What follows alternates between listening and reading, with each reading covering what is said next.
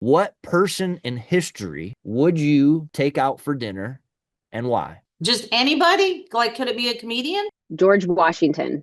I would love to hear everything, like how they're dressed and like how their hair was. I always wanted to go to dinner with Chevy Chase. And I even told my husband when he asked for my hand in marriage, I said, under one condition, if Chevy Chase asks me to dinner, I'm going to dinner and you can't come.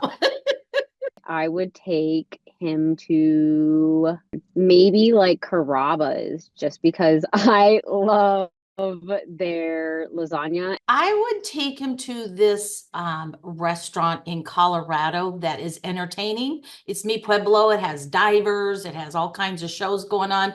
Just because I think I have to entertain him besides just talk to him. My favorite way to spend my weekends are at my grandkids' sporting events and with my dog Charlie. My favorite way is honestly just spending time with my kids because they're hilarious enough just watching them learn how to do things. My least favorite day is Monday because I don't want to get out of bed. Wednesdays, it's just like I just got finished with 2 days, but I still got 3 days to go. So it's like it just seems long.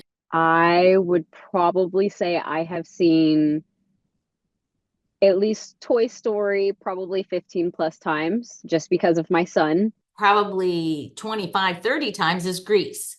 And I love it because I love the music and I love dancing. I always danced on the couch every time it came on. Oh, that fell. I know a lot of Suicide Boys songs, a good amount of their songs and all the lyrics to their songs. That would be Grease Lightning. Go Grease Lightning.